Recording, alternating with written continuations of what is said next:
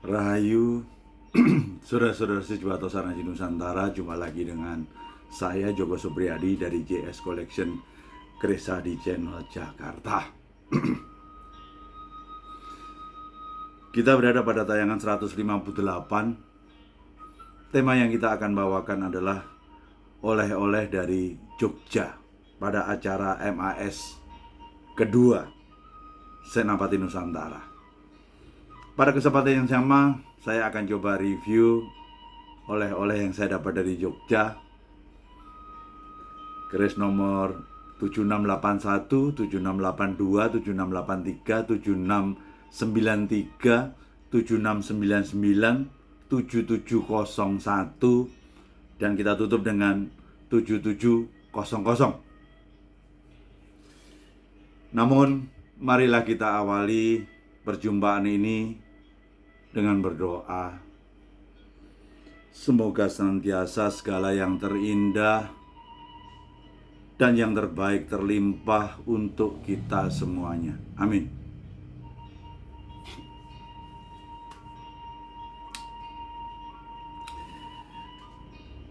Pada tanggal 16-18 September kemarin di Jogja, ada acara musyawarah Agung Senapati Nusantara, salah satu paguyuban Tosana Haji Nusantara di Indonesia.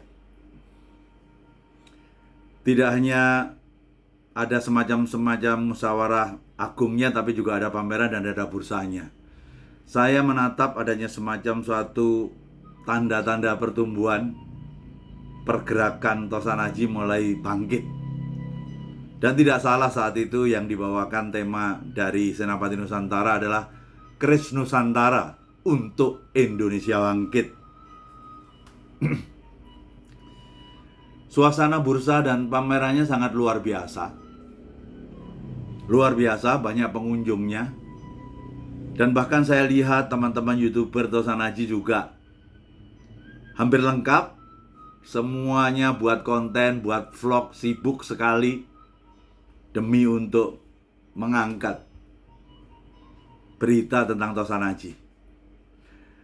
Lah, saya sendiri juga YouTuber, sampai nggak membuat vlog dan tidak membuat konten di sana. Karena apa?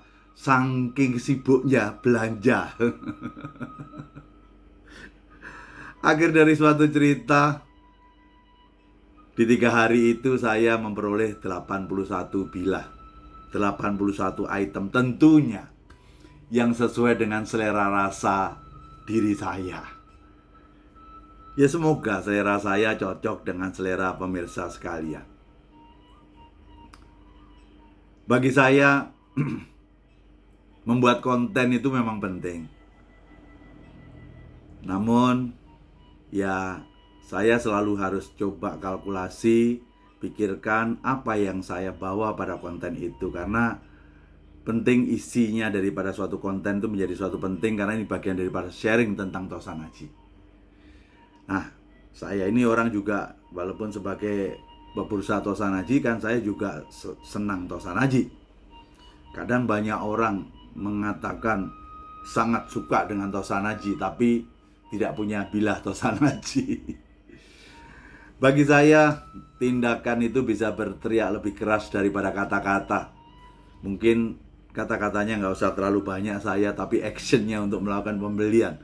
Makanya jangan kaget, di web saya hari ini sudah tembus angka 7.700, sudah mendekati angka 8.000 keris yang pernah saya eksekusi. Untuk itu, izinkan saya ingin mereview beberapa yang saya dapatkan di sana. Mari kita mulai pada keris nomor 7681. Kalau kita buka, jelas nampak ini seperti kayak pedang larbango. Namun bedanya ini adalah kecil. Ya, karena mirip seperti dengan pedang larbango, izinkan secara dapur saya katakan betok larbango. Panjangnya dari sini menuju ujung 21,5. Saya melihat Tangguh Singosari. Tentunya kita sama-sama tahu bahwa larbango itu adalah suatu pedang yang secara artefak terpahat pada candi Penataran. Candi Penataran adalah suatu candi yang diinisiasi oleh Singosari namun disempurnakan oleh Mojopahit. Makanya nggak heran keberadaan tentang Larbango kebanyakan dari yang saya tahu adalah bertangguh Singosari, Mojopahit, atau yang mendapatkan splatteran dari Singosari, yaitu Sriwijaya. Ada sesuatu kekhasan daripada bedok Larbango ini. Bagi saya ini unik dan langka. Saya tidak tahu bagi Anda. Karena keris saya yang hampir 8.000, saya baru pertama kali ketemu bedok Larbango. Inilah paling tidak secara selera rasa saya menganggap ini sesuatu yang layak untuk saya bawa pulang sebagai oleh-oleh dari Jogja. Bagi Anda yang ingin mengetahui detailnya seperti biasa, jangan lupa untuk melihat website di nomor keris yang barusan saya coba review adalah keris nomor 7681. Kita bergerak ke keris yang kedua. Ini julek budo. Kalau melihat besinya tidak hanya hijau tapi sudah mulai kebiruan. Inilah selera rasa saya tentang Tosanaji, khususnya untuk besi-besi Kabudan. Ini panjangnya ada 28 dengan dapur jalak budo. Saya lebih melihat ini sebagai tangguh Kabudan awal. Mungkin agar kita punya suatu pemahaman, Kabudan awal itu adalah sesuatu yang terjadi ketika Wangsa Sanjaya dikalahkan oleh Wangsa Sailendra. Sehingga dengan prasasti megahnya Borobudur tahun 825 dan di pahatan dari relief Borobudur itu kelihatan di situ ada bedok budo, ada jalak budo, dan ada katgo atau katga. Sehingga menurut saya itulah suatu Tosanaji yang diinisiasi oleh Buddha. Makanya berbesi Kabudan tapi sekaligus adalah keris Buddha. Jadi nilai lebih dari nomor 7682 adalah besinya hijau kebiruan.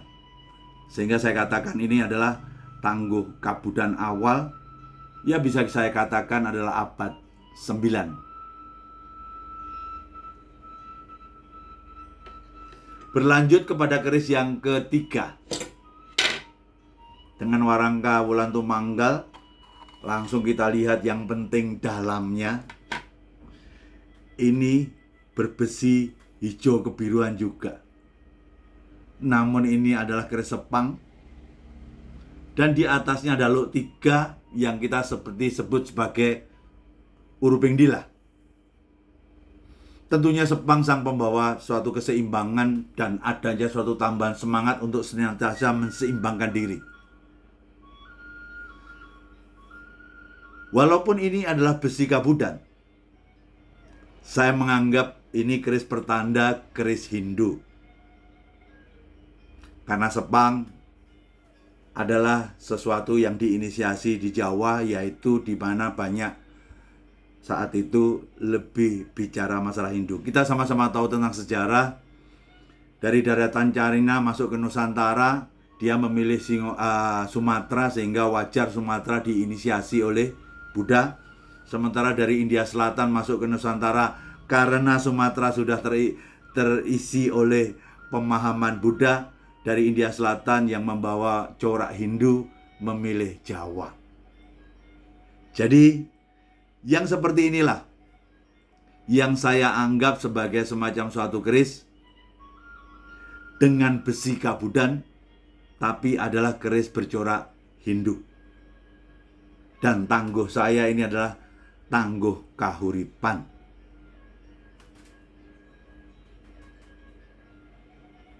Besinya sangat syahdu sekali. Sekali lagi akan jelas ketika Anda melihat di website dengan keris nomor 7683. Berkeris itu memang harus teliti. Makanya saya dari awal membuka website, semua keris saya masukkan di sana. Yang tidak tahu, Anda bisa mengajak teman Anda yang paham keris, sehingga saya tidak merasa membodohin Anda. Kalau Anda merasa itu keris gak cocok, kurang begini, kurang begitu, diajarin sama orang yang sudah pintar mendampingi Anda. Baru kalau Anda merasa pas dengan keris itu, marilah kita bicara tentang pemaharan. Makanya saya coba memohon pada top seller keris Tosanaji Nusantara, mari kita sama-sama budayakan untuk membuka website agar semuanya terbuka dengan jelas keris-keris apa yang Anda siap untuk maharkan. Mari kita masuk ke keris yang saya dapatkan oleh-oleh yang keempat.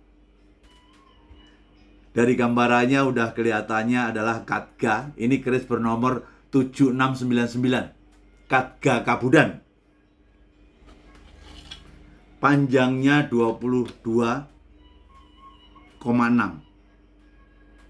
Satu yang menarik di sini adalah ini sangat berat sekali, bukan karena bilahnya, tetapi karena ini adalah perunggu solid dengan tingkat patina sudah menghitam sampai seperti itu. Saya nggak tahu berapa tahun tercipta seperti ini. Hanya saja dari sini ke bawah ini tambahan dari saya. Ditambah dengan yang namanya rangka penuh dengan ornamen gading, terasa sangat indah keberadaan daripada Katga ini.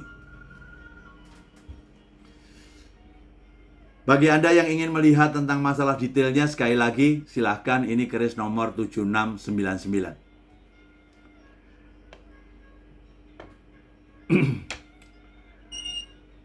Walau Hindu dominan di Jawa, eksistensi daripada Kabudan itu ada. Apalagi sejak dia bisa mengalahkan Sanjaya, Wangsa Sailendra, begitu banyak Kabudan diproduksi. Walaupun kembali lagi ketika Wangsa Sanjaya mengganti sesuatu ke pusat kekuatan, kekuasaan, walaupun Buddha tidak punya sesuatu kekuasaan lagi, namun eksistensinya ada. Makanya jangan kaget. Kita ketemu banyak sekali bedok Kabudan awal, bedok Kabudan Kauripan, Kabudan Jenggolo, Kabudan Kediri, Kabudan Singosari, Kabudan Mojo, bahkan keris Kabudan PB pun juga ada dalam bentuk bedok, dan saya punya. Nah, kita masuk kepada tayangan yang ke-5. Review 5 adalah 7699. Ini adalah sesuatu keris jalak budo. Dan ini bilahnya memang sangat luar biasa. Memang ini sudah saya kasih minyak. Tapi kalau Anda lihat di website, ini satu-satunya keris yang ketika dia tidak dikasih minyak dan dia bisa berminyak, seperti dodol seperti ini, adalah model-model jalak budo dari Tangguh Jenggolo. Jadi tadi ada Kabudan awal, ada Kauripan, ada Singosari. Menurut saya ini adalah Kabudan era Jenggolo. Karena saya mengkonfirmasi dari aspek materialnya, menyerupai material-material pusoko dari Jenggolo. Sekali lagi, hijau kebiruan adalah merupakan sesuatu selera rasa pribadi saya. Dan yang keenam nomor 7701. Ini adalah dari salah satu teman kita. Kalau dilihat dengan sogokan 2 jelas. Kita lihat ini adalah keris jalak budo. Namun kalau kita perhatikan, sogokan 2 ini akhirnya jadi satu sampai ke atas terus. Itu keunikan yang pertama. Dan keunikan jalak budo yang kedua ini adalah besinya hurap. Jadi ini menjadi syahdunya daripada keris jalak budo ini, walaupun dia tidak sangat utuh, namun memberikan sesuatu sensasi rasa ke hati saya sangat kuat. Karena besinya sudah hijau kebiruan dan ternyata hurap ditambah lagi dengan menyatunya dua sogokan menjadi satu sampai ke atas. Paling tidak dengan gambaran hari ini, teman-teman jadi memahami kira-kira selera rasa saya seperti apa. Ada sesuatu pertanyaan yang dilontarkan, kenapa banyak keris-keris sepuh itu kok keleng? Bukan saya katakan tidak ada pamor. Di Segaluh itu adalah awal perkerisan atau Tosan Aji juga sudah ada pamor. Namun banyak kita jumpai keris-keris keleng. Kita sama-sama tahu keleng memberikan suatu makna filosofi kepada perlindungan. Jadi seolah-olah saat itu yang didambakan cuma hanya keselamatan saja. Nah terus kaitannya dengan rezeki, naik pangkat atau gimana dan sebagainya, itulah hebatnya dulu. Kompleksitasnya tidak seperti sekarang, sehingga tingkat kompetisi sangat-sangat kompetitif. Dulu seolah-olah makan tuh di hamparan depan atau kiri di sungai yang ada itu sudah cukup. Sehingga kompetisi kehidupan itu sangat-sangat minim sekali. Sehingga dia hanya takut pada binatang buas atau orang yang mengganggu kehidupan dia. Ya, seolah-olah karena memang semuanya serba simpel, dia hanya butuh keselamatan. Akhirnya kita berada pada review terakhir saya. Ini sudah saya start di Jogja itu sudah saya coba ingin mahari, tapi maharnya nggak sesuai. Akhirnya ketika di Jakarta nego, akhirnya berhasil. Dengan rangka tampusu hitam merah putih ditambah dengan deder yang namanya geraham gajah, menjadi sangat-sangat luar biasa. Silahkan ke website untuk melihat nomor keris 7700 atau 7700. Karena nomornya unik, saya kasih keris yang unik juga. Apa yang ada? Ternyata di dalamnya sebuah keris corok dengan panjang 40. Ini ternyata dapur langka. Ada pudak sategalnya. Ada sinebonya. Ya, saya sebutnya adalah pudak panimbal sinebo.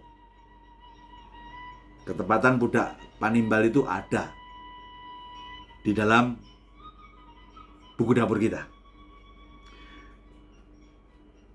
Anggap saja ini adalah sinebo yang paling penting menjadi suatu acuan. Kita sama-sama tahu bahwa kalau bicara tentang sinebo itu adalah untuk menjadi pribadi yang terhormat. Tentunya panimbal ingin untuk mendapatkan suatu kepercayaan dan disayangi atasan. Saya pikir semua orang selalu punya atasan. Walaupun orang itu sudah atasan, ada atasannya lagi. Harapannya sangat sederhana. Agar si tuan ini, pemilik keris ini secara filosofisnya untuk bisa menjadi orang yang disayangi dan dikasih dan dipercaya atasan. Karena dia punya semacam sinebo, pribadi yang terhormat, sehingga membuat atasan sungkan pada orang tersebut. Paling tidak ini gambaran yang sangat penting untuk kita pahami. Dan terus menyangkut masalah tangguhnya mana? Saya menangguh pusoko ini adalah tangguh Sriwijaya. Looknya khas seperti Singosari, dedeknya, namun besinya oval, agak sedikit lebih tipis daripada Singosari. Gambarannya khas daripada keris-keris yang ada di Sriwijaya.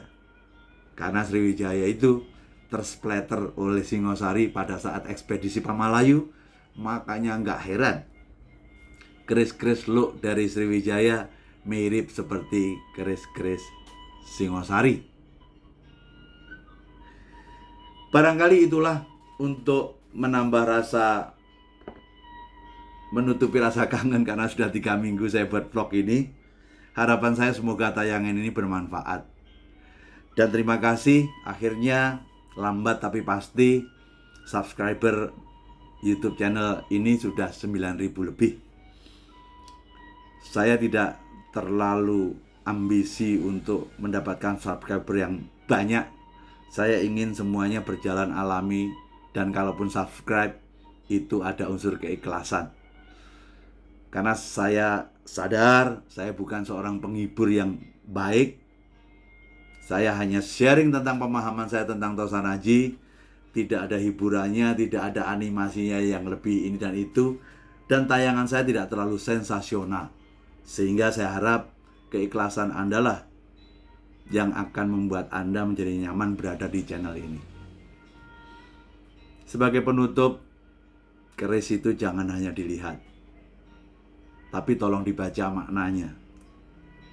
Dan keris itu juga jangan hanya sekedar dianalisa, tapi tolong dirasa. Karena bagi saya berkeris itu sejatinya adalah permainan rasa. Hari-hari terakhir ini terlalu banyak teman-teman YouTuber Tosanaji mengadakan lelang. Buat saya sah-sah saja setiap orang bisa melakukan tindakan semaunya dia masing-masing.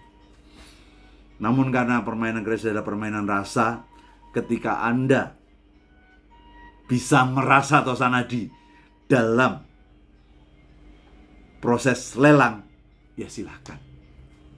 Karena ketika Anda tidak mendapatkan rasa itu, Anda akan sia-sia.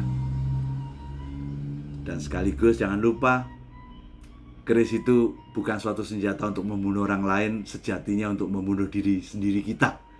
Bagian mana diri kita yang harus kita bunuh? Ego kita. Memang sih dalam lelang kadang-kadang orang pengen unggul, selalu memenangkan lelang, karena sejatinya nggak terasa itu adalah urusan ego. Kalau itu yang Anda lakukan, ya silahkan. Karena setiap orang punya suatu pilihan yang berbeda-beda. Namun itu yang saya sampaikan. Makanya ketika Anda tanya memungkinkan channel ini untuk melakukan lelang, saya jawab tegas, tidak akan pernah mungkin saya akan melakukan lelang di channel ini. Karena saya ingin mengedepankan tentang permainan rasa. Cukup, jayalah budaya Tosanaji Nusantara, pastikan budaya ini menjadi tuan rumah di negeri sendiri. Kalau bukan kita, siapa lagi? Kalau tidak sekarang, kapan lagi? Waktu sangat terbatas di kehidupan dunia ini. Pastikan kita yang terlahir di Nusantara turut mengangkat langitnya, walaupun sebatas mencintai budayanya, budaya Tosanaji. Rahayu, rahayu, rahayu, sagung dumadi.